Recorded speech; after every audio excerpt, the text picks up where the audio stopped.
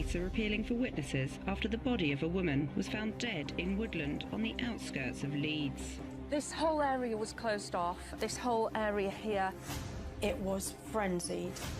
It was incredibly violent. She was stabbed at least 6 times. One of which has gone through the windpipe. They were determined that she was going to die. The most horrific murder in cold blood of a young, defenceless mother of 4 children. She's gone, and they can still ring their families.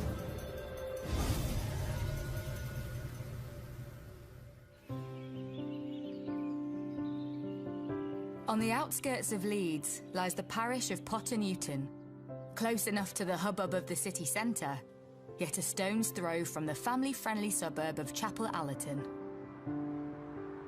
There's a real mix of people, a real mix of housing. It's the kind of place where you probably give your neighbours a wave, have a quick chat with them, and it is the kind of place where anyone would want to live. It was sort of an up-and-coming area. There's boutique-y type shops and younger, new demographic of people. The mix of city centre life and village atmosphere was a draw for 26-year-old Sinead Wooding. Sinead had 4 children. She had 2 children with one partner who she separated from at an early age, and then she went on to have 2 more children with her husband, Akshar Ali. It was important to Sinead to have a place she could call home. She had had a fairly unsettled childhood. At the age of 4, she moved to live with her dad and half-sister, Natalie. She was so dainty, so tiny. I remember when she came home, she was 4, and she's just looking at me. She was just so tiny with these big brown eyes. She was a sweet, fun-loving little girl. When Sinead got a bit older, she was quite feisty. She used to get me into trouble a lot, all the time. Everything was always my fault. It was just normal sibling rivalry and normal sibling love. She drove me insane sometimes, and we'd argue, but I would never, ever let anybody else hurt her, ever. I adored her. In her mid-teens, Sinead left the family home for a short time, then moved in with sister Natalie, where her strong, independent personality shone through. She was a wild child. She didn't listen to the rules. She didn't want to listen to my rules of having to come in at a certain time and keep her room tidy and do chores. She didn't want any of that, so she ended up moving back out. When Sinead was 17, she moved to London, met a man and went on to have 2 children. But when the relationship broke down, she moved back up north and started trying to make a life for herself. I know that she did do a bricklaying course, which quite fitting really at that particular point because she was still very tomboyish. Sinead, from a very early age, was a bit of a tomboy. She loved football. She also did have a good work ethic. She did a bricklaying and plastering course. She also worked in a garage as a mechanic. And I think the latest career she pursued was hairdressing, which she trained in. As part of her bid to make a better life for herself and her children, Sinead made a big decision. She had converted to the Muslim faith. There was a suggestion that the main reason she converted was because she wanted to get away from the alcohol. She wanted to use that as a means to stop drinking for the sake of her children, who she absolutely doted on. So we had loads of conversations about it, and I asked her why. She just said that it's just what she wanted. She couldn't give you a full explanation over why. She just said that she prefers to live that way. There was a period of time in her life when she was wearing Islamic dress, living what one might call an Islamic lifestyle. And it was while living her new life that Sinead met her new man. Sinead enjoyed a whirlwind romance with Akshar. They met in 2014 and married within 6 months, going on to have 2 children. Akshar was a doting husband, a doting father, and they seemed to have the perfect marriage. Akshar was about a year older than Sinead, so 27. that he'd been working on some sort of a market stall selling fast food. She'd met him by chance. They'd become close and had gone through some sort of an Islamic wedding. And friends started to notice how this new lifestyle and the security it brought her and her children suited Sinead. She adored her children. She brought happiness to the room when she walked in. She seemed to be happy. She said that he was good with the kids. He provided for her, he supported her. She didn't want for anything. Life with 4 young children was hectic, but Sinead and Akshar still managed to find time for themselves. She loved to have a drink and a dance and singing, and yeah, she liked all about it. And on the 11th of May 2017, the couple were invited out to a party at the home of a friend, Yasmin Ahmed, a few miles away. Sinead, Akshar and the children all went into the house. The atmosphere was very nice. But just a few hours later, the atmosphere at the party changed. Guests at the party heard Akshar and Sinead arguing in the kitchen. And then Akshar told guests that she'd gone home. With Sinead having stormed out of the party, Akshar is left to round up the children and take them home. But Sinead was not there. In fact, Sinead didn't come home over the weekend, leaving her concerned husband no choice but to report her missing. Akshar Ali said didn't know where she was, that she made a habit of just disappearing, they'd had an argument, and that he was worried about her as well. He'd been trying to text her to find out where she was, that the kids were worried about her. Concern for Sinead's well-being grows among her husband, sister Katie, and children. Where had she gone to after leaving the party? And why had she not been in contact?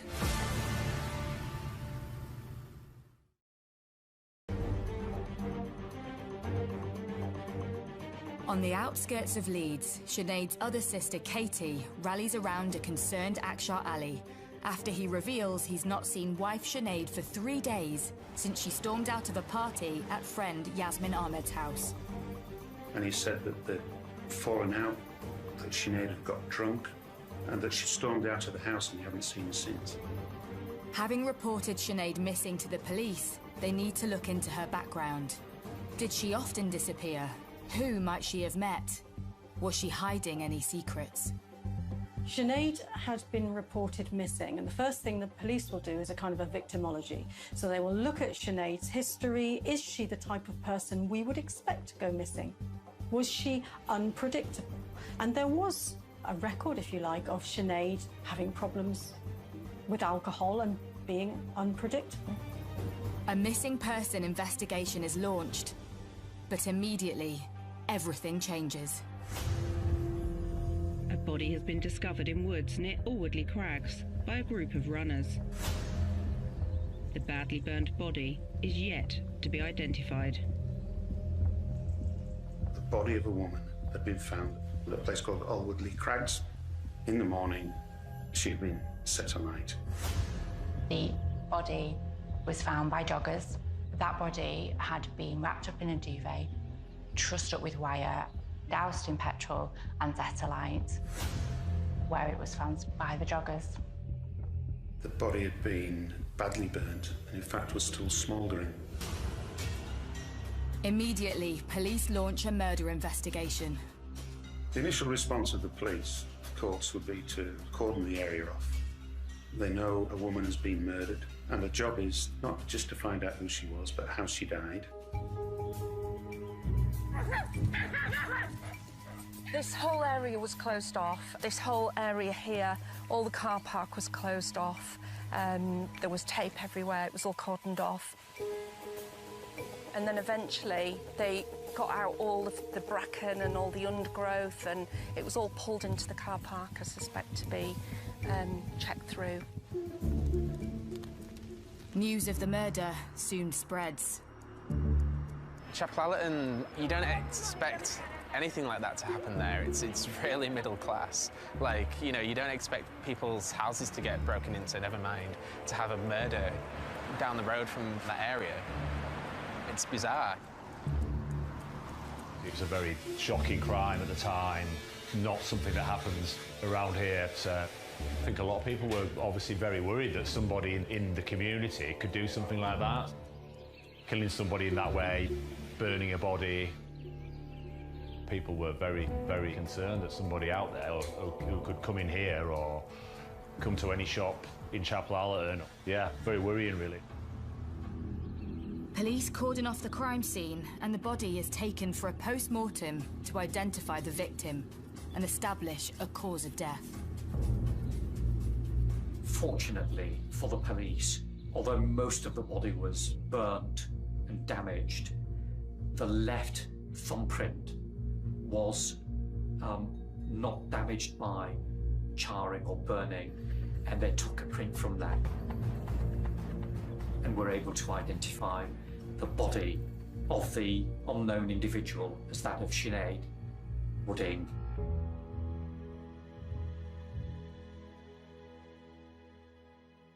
My dad phoned and said that Sinead had died. I tried to get the information out of my dad of how. When the liaison officers came round to see me, they sat me down and said that Sinead had been murdered.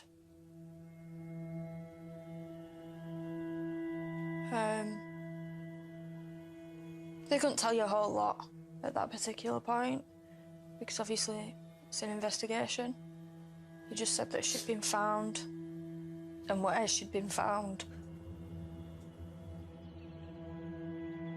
By some joggers in the early morning. It was difficult. Very difficult.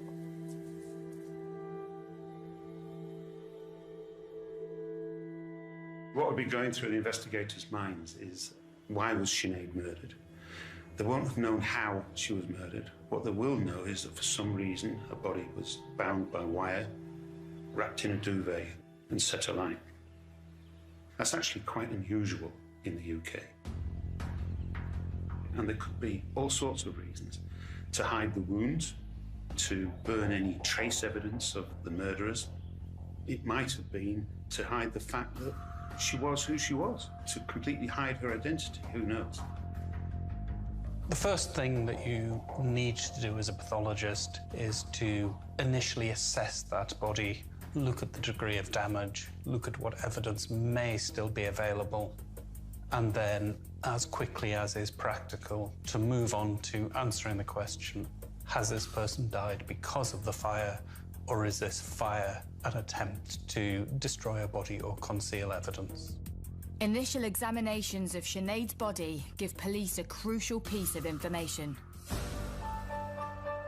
Sinead hadn't been murdered where her body had been found. It was quite clear from what the post-mortem examination found that she had to have been killed elsewhere and then taken there by somebody. So where had Sinead been killed, and how?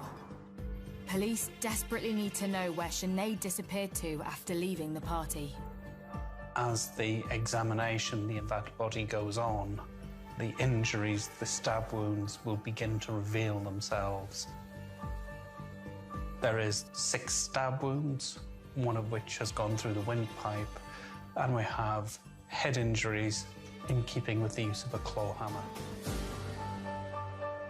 Given the absence of defensive-type injuries to the hands and arms, the story here is an assault to the head, followed by a stabbing when the person is unable to get that knife away from the assailant. It's the logical sequence that would follow from the injuries present. It hits you like a ton of bricks, and it kind of feels like everything around you is in slow motion. Everything seems to slow down, and you can't seem to function.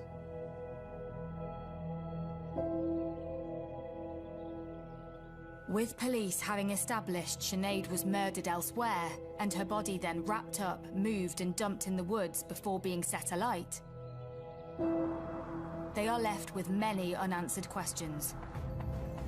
Who killed her? Where was she killed? Where is the murder weapon? While officers at the scene search for clues, detectives start to look at Sinead's last known whereabouts. The party she and her husband Akshar attended at friend Yasmin Ahmed's house on 11th May, 3 days earlier. Straight away, the police would want to be knowing exactly what happened in that house, who had been present. Sinead, Akshar and the children all went into the house. Everything's going very well. Everybody's getting on. Then Akshar and Sinead started drinking. They were the only ones who were drinking alcohol, and it's clear both of them drank to excess, probably Sinead more so than Akshar, and there was then an argument.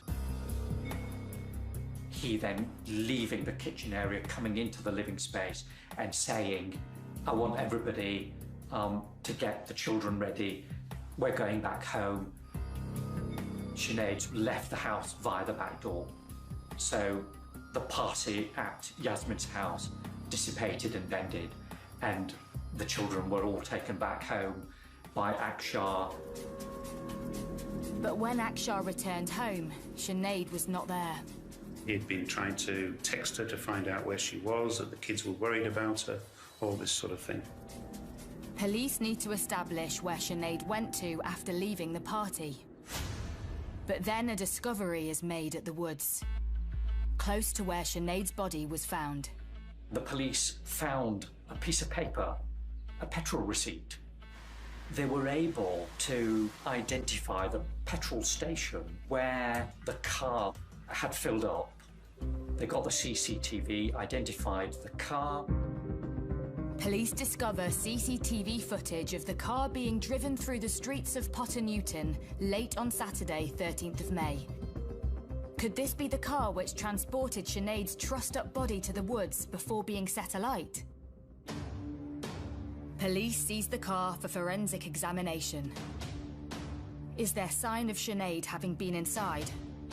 And any clues as to who was driving? I was the on-call biologist for the northeast of England that day. A call came in. It was about examination of a vehicle. We went out to look at a Volkswagen Golf. That was believed to have been used to transport Sinead Wooding's body to the deposition site. The blood staining that was found in the vehicle was sampled and then it was submitted to the laboratory. When it was in the lab, we actually sent it for DNA analysis, and we got a full DNA profile from that blood staining. The DNA profile matched that of Sinead Wooding. The owners of the car are questioned, but have an alibi for the night of Sinead's disappearance. However, they admit to police that on the night of Saturday, 13th of May, they had lent the car to a friend. Asim Ali, the brother of Akshar. Police have arrested a 27-year-old man on suspicion of the murder of Sinead Wooding. The police liaison officers informed me that they'd arrested Akshar Ali.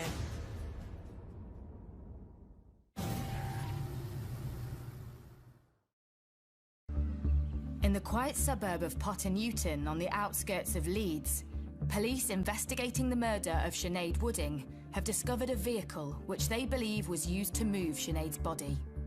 It showed that a small amount of blood from her was present on the boot seal of the car, and therefore one explanation, if she had indeed been concealed in wrappings and then placed in the boot of the vehicle, is that only a small amount of blood had been transferred onto the boot seal.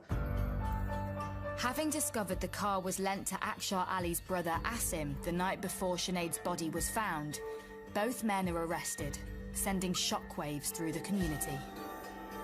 Yeah, it's really shocking that there was a murderer working at the market. You just don't think that that kind of thing can happen around you. You see it on the news and it's removed from you. It's not part of your world, and the next thing, you know, they're nearby.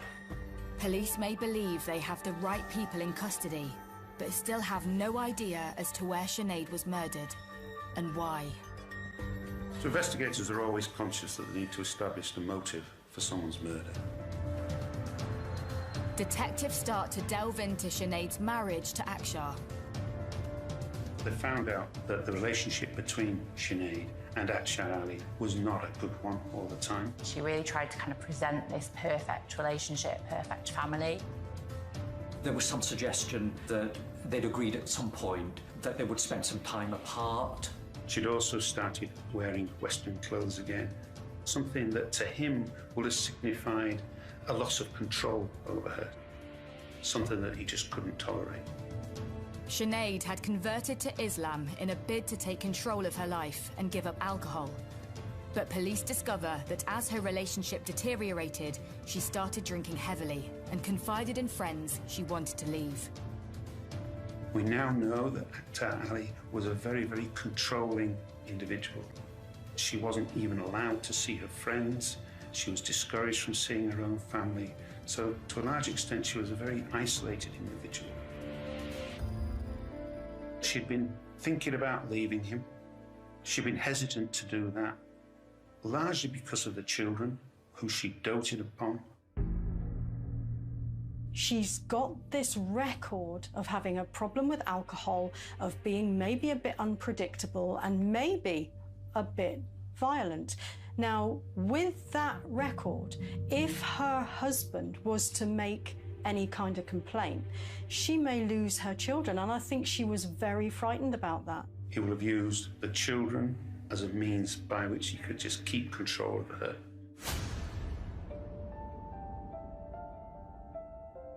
Police believe they have their man, but still have no idea where Sinead was killed. They trace back to her last known movements. On 10th of May 2017, Sinead made a call to West Yorkshire Police. She said that her husband was making malicious calls and sending malicious texts to her. They spoke to her on the telephone in the early hours of the following morning, when she was able to assure them that she was fit and well and that the children were safe. The next day, Sinead went house hunting with a friend. On her return, Akshar said they were going to a party at Yasmin's house. She, Akshar, and the 4 children then made their way to Yasmin's. It was the last time anyone was to see Sinead. He said that they'd fallen out, that Sinead had got drunk, and that she stormed out of the house and he hadn't seen her since. Police had verified the arguments. Guests at the party heard Akshar and Sinead arguing. And then somebody said, look, if you're going to argue, go into the kitchen. So now Akshar and Sinead could only be heard behind the kitchen door, going at it, no doubt, hammer and tongs. And there'd been a loud bang heard, which had caused Yasmin to go into the kitchen to see what was going on.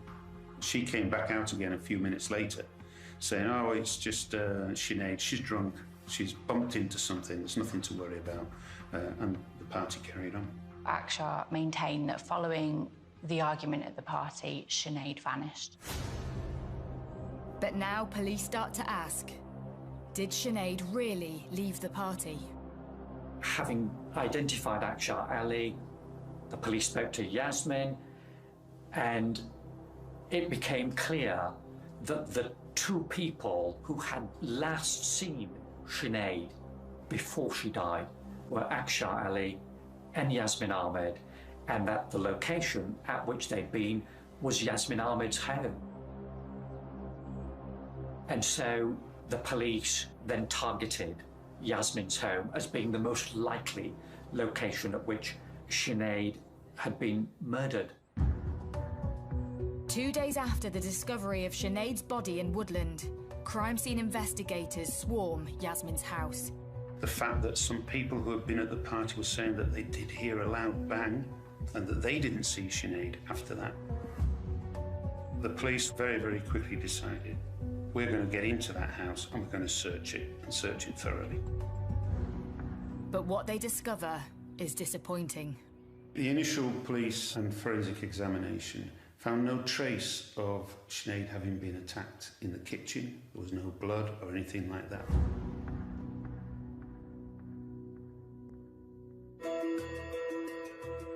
But then police discover something, which alters the whole course of the investigation. The entrance to the cellar was only discovered through the tenacity of the police search team, because it won't have been obvious that it was there. When they looked into the cellar, they saw an immediate drop onto a concrete or stone floor of about 8 foot. So they will be thinking then, if Sinead had been put in there, she's had a serious fall and will have been injured in there and kept in there for quite a period of time. We had been informed that a blood dog had been into the cellar along with the crime scene investigators, and they had identified what they believed to be blood staining. In particular, a large area of blood staining on the middle of the cellar floor. We were asked to go out to determine whether or not Sinead Wooding had been assaulted within the cellar. Forensic investigators carry out intense searches of the cellar. You could see that there was a large blood stain in the middle of the cellar floor. It was dark brown. It looked like it had been wiped or cleaned in some way, but certainly it gave us a positive reaction in a test for blood.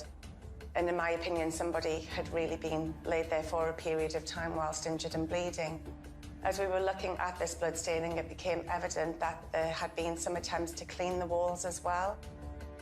Certainly there was a walled black paint at the bottom and cream paint at the top.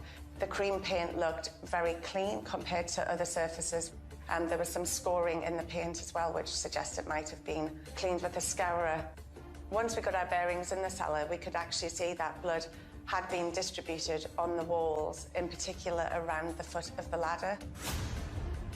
It was characteristic of impact spatter.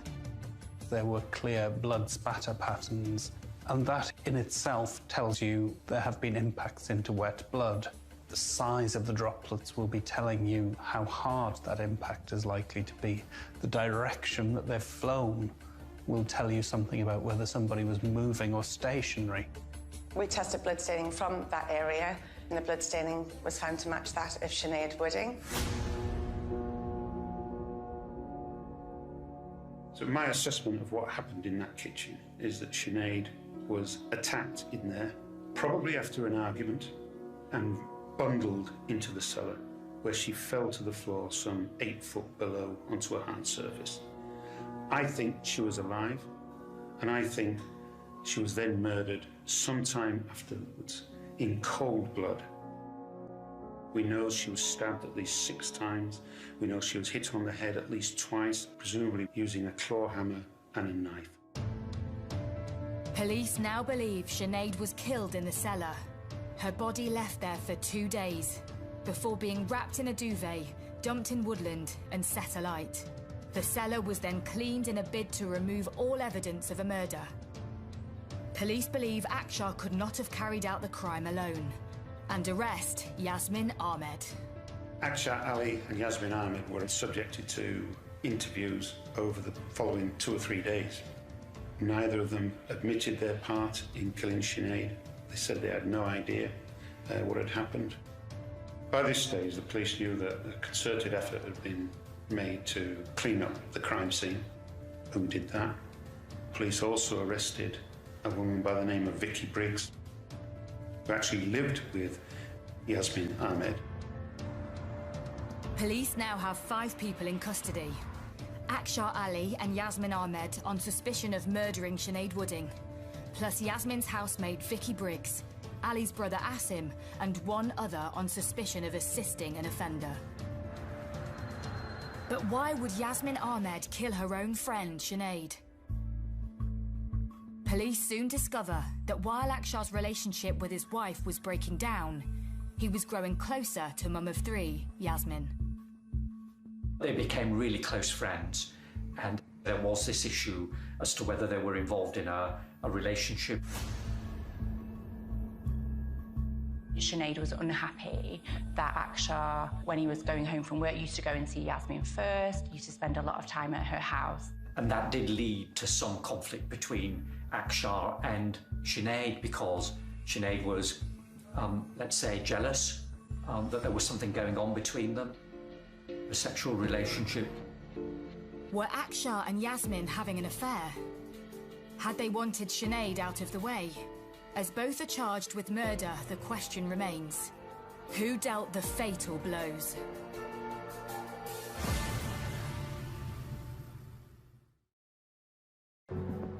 November 2017. The trial into the murder of Sinead Wooding opens. I did attend a trial. I think I attended every day for the first week, 2 weeks, and then I couldn't keep going anymore. It was so hard. 5 people take to the dock. Sinead's husband and father of 2 of her children, Akshar Ali, and his friend Yasmin Ahmed, plus her housemate Vicky Briggs, Asim Ali, and 1 other, all accused of assisting an offender. The Sinead Wooding case is noteworthy not only for the level of violence that's inflicted on her, blows to the head with a claw hammer, stab wounds, but then the very calculated way that her body was dealt with. Left in a cellar for a period of time, wrapped up, removed, and then the attempt to set fire to her to destroy the evidence. Akshar Ali and Yasmin Ahmed plead not guilty to murder. At no time did anyone admit their involvement in the murder. Akshar Ali, Yasmin Ahmed maintained their innocence throughout the trial. We were defending Yasmin, so our job was to present her case the best way that we could. Initially, her case had been that she didn't know that anything untoward had happened. And really, Akshar Ali, Yasmin Ahmed just blamed one another throughout. The prosecution needs to prove that both Ali and Ahmed had killed Sinead and dumped her body in a bid to get away with murder. The court hears that despite keeping up appearances, the relationship between Sinead and Akhtar was marred with alcohol-fueled arguments and violence. Sinead's family was shocked by some of the details about their relationship that came out in court, and I think the fact that she didn't confide in them and they didn't know stuff that they would have wanted to help with, perhaps testament to that he had successfully isolated her. I never knew anything was wrong between Sinead and Akshar. She never mentioned it, never gave me any inclination that there was anything wrong. If she had done, I would have helped her. I wish she had done. Having had a difficult childhood, moving between homes, Sinead was desperate to give her children the kind of stability she'd never experienced. By adopting an Islamic lifestyle and marrying Akshar, Sinead was seeking that security. But it was clear that her marriage was unravelling, and Ali's control over her was growing. Akshar had CCTV cameras trained on the house. One of the neighbours gave evidence that whenever Sinead left the house, Akshar would just turn up and stop her from going out. The month before Sinead was killed, Sinead and her kids spent the weekend at Sinead's sister Katie's. Sinead actually said to Katie, "I don't want to go home." At the time, Katie thought that was because they'd had such a good weekend together, but she now looks back and wonders if there was more to it, and perhaps if she'd pursued that line a bit more, maybe she could have found out what was actually going on, and she finds that really hard to live with. The court hears the couple often argued when Sinead had been drinking, and Akshar ascertains that she would often disappear, as he claimed she had done on the night of her death. But this is disputed. There's no doubt that there were times when Sinead would leave and go and visit either her sister or one or other of her friends, but she never went without the children. If she went somewhere, she always took them with them. And remember, her children were all very young, all below 10. It seems Sinead's devotion to her children became the ultimate downfall. She wanted to leave Akshar, but there was one thing he held over her. One of the things that was troubling Sinead was Akshar having said that he intended to take, I think, one of the children, possibly the youngest, to Pakistan. On the night of the party, things came to a head and the couple argued. Controlling people think they own their families, their partners and their children, and they centre their own needs completely. So you can imagine Akshar thinking, how dare this woman, who I actually don't want anymore, it's not like he wanted to keep her in the relationship. She was getting in between him and his sons. He'd probably been planning it for quite a long time. He just maybe was looking for an opportunity to put that plan into operation. Sinead was plied with alcohol before she was thrown in a cellar. She was later beaten and stabbed. And then when she was dead, her body was wrapped in a duvet, trussed with wire, thrown in a car boot, and then it was dumped in a car park in some woodland, and her body was doused in petrol and set alight. Despite speculation surrounding the couple's relationship, Akshar pleads his innocence and has a theory as to who killed the mother of his children.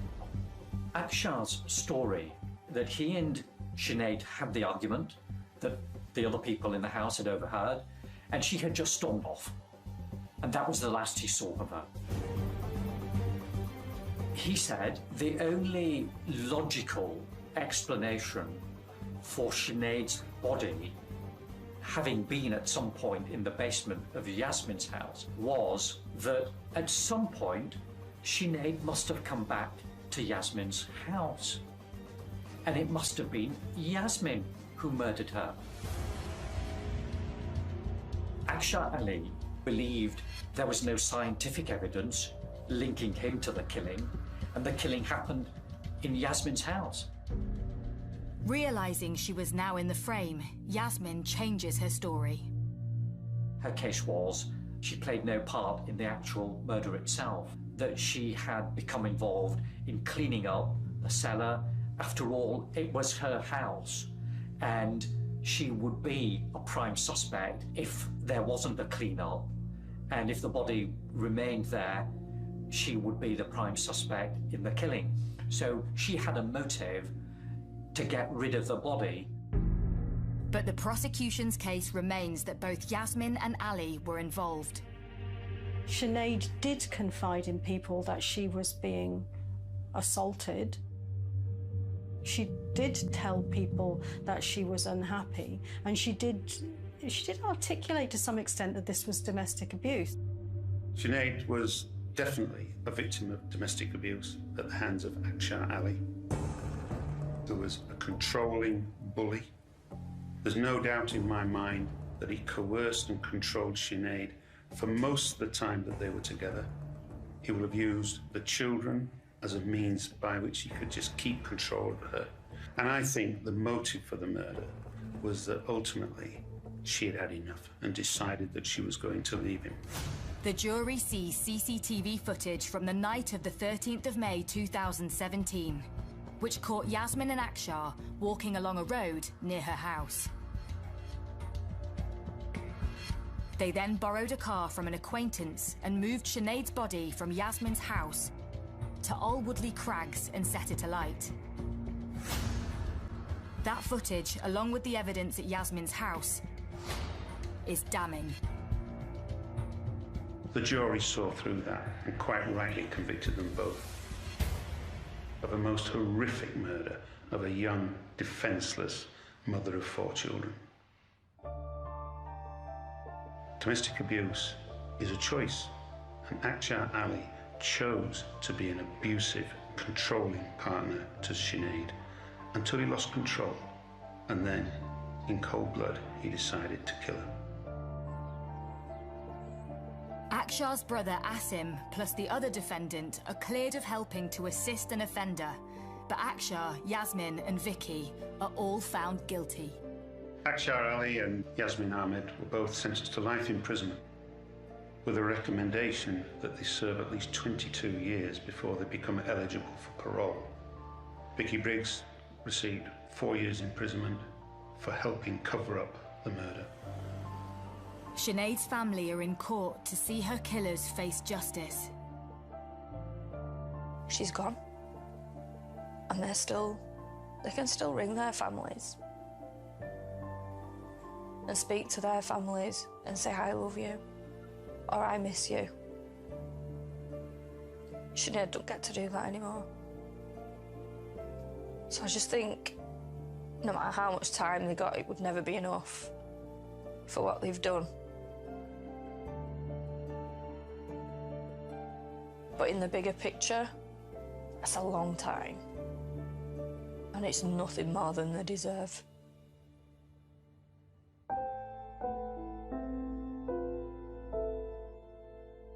The thing that struck me after meeting this family and speaking to them about their loved one was just how broken they are after this, and you do wonder whether they will be able to move forward with their lives.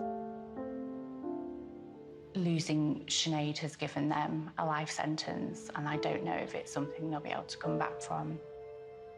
That's very upsetting to speak to a lovely family who have lost someone through no fault of their own. And they live forever with the knowledge that they never really knew what was going on in Sinead's life. When I found out about it, guilt that I wasn't there when she needed me. That I wasn't there to protect her.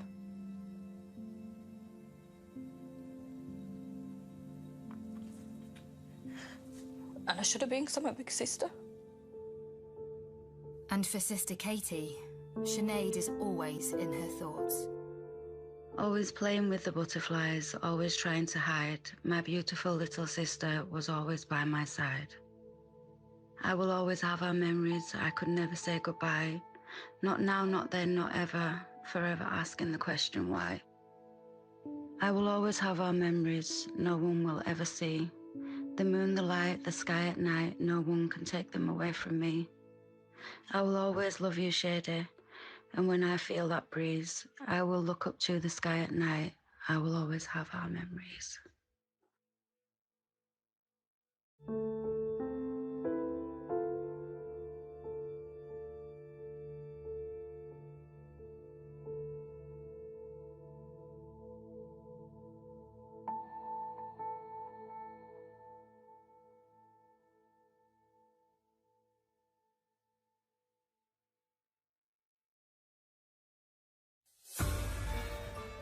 A man uses his online persona, Amish Stud, to try to enlist a mistress to kill his wife. New Murder in Amish Country, available now with catch-up TV from Sky Crime.